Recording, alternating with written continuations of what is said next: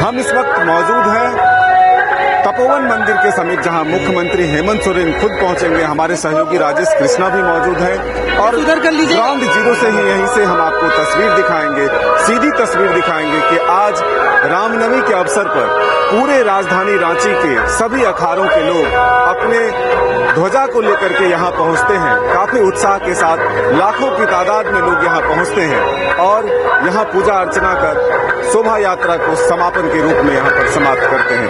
यहाँ पर प्रतिस्पर्धा भी होती है, प्रतियोगिता भी होती है, जिसमें जो सबसे नंबर 1 होता है उन्हें प्राइज भी दिया जाता है, सम्मानित भी किया जाता है। हमारे सहयोगी राजेश हैं, उनसे जुड़ते हैं और उनसे समझते हैं कि कितना प्राचीन मंदिर है ये और क्या इतिहास है इस मंदिर का। पूरी विस्तार से बताएंगे कि तपोवन मंदिर का ऐतिहासिक विवरण किस प्रकार है। जी मदन जी, बहुत बहुत धन्यवाद। और सबसे पहले न्यूज बाइस्कोप के सभी दर्शकों को जोहार, नमस्कार, जय श्री राम। राम जन्म की 9वीं तिथि है, पूर्ण तिथि है और पूरा वातावरण जो है भारत ही नहीं विश्व का राम की जो ऊर्जा है उससे ऊर्जामयी हो चुका है। राम सच्चिदानंद रूपी सूर्य है, जिसके उदय होने से मोह रूपी सारी अंधियारी रात्रियों का नाश हो जाता है। हमारे साथ कांग्रेस के वरिष्ठ नेता आलोक दुबे जी हैं। सबसे पहले रामनवमी की शुभकामनाएं। और आज क्या संदेश है प्रभु श्री राम का, जो भारत को आदिकाल से एक अपने सूत्र में बांधे हुए।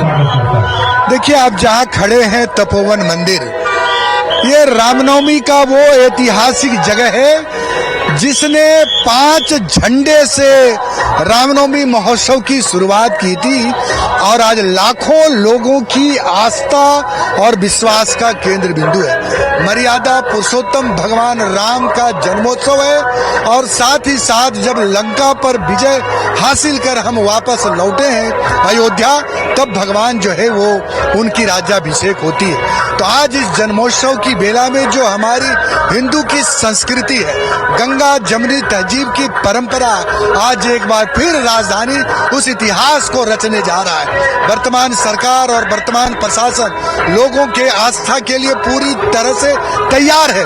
लाखों लोग जब सड़कों पर उतरेंगे तो मर्यादा पुरुषोत्तम की जयकारे के साथ यह राजधानी और पूरा राज्य जो है जगमग होगा, राममय हो जाएगा।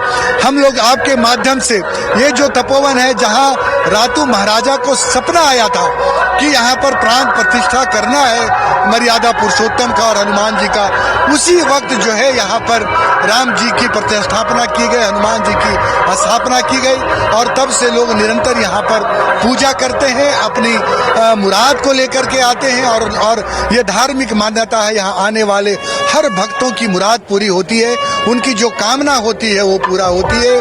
और धर्म, आस्था, विश्वास का यह प्रतीक है जो पूरे राममय के माध्यम से राजधानी की जनता को एक साथ एक सूत्र में पिरोने का काम करती है कि हमारी सद्भावना, हमारी भाईचारगी, हमारी गंगा जमुनी तहजीब हमेशा अक्षुण्ण बनाए रखे।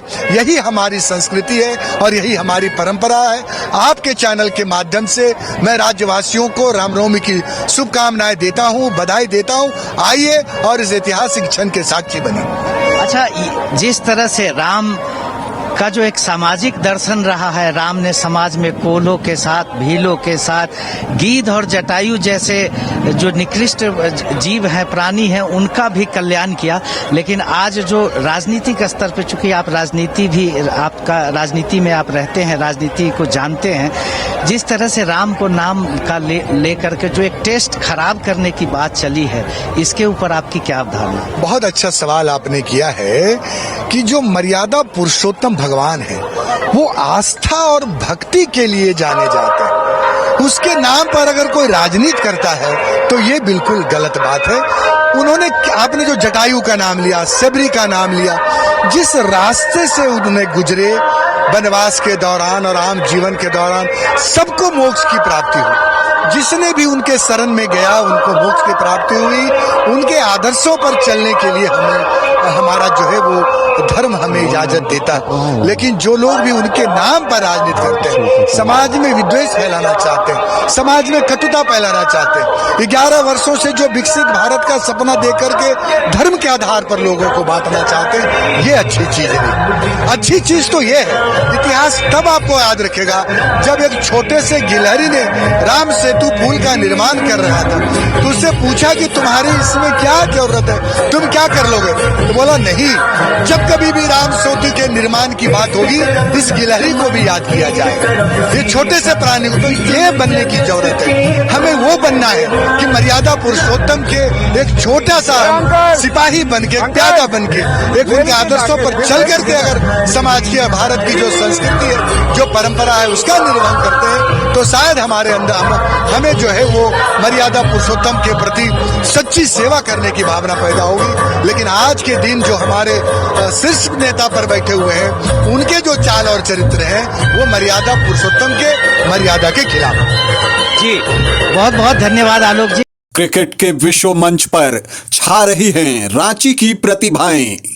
इन प्रतिभाओं को संवार रहा है जेके इंटरनेशनल क्रिकेट एकेडमी।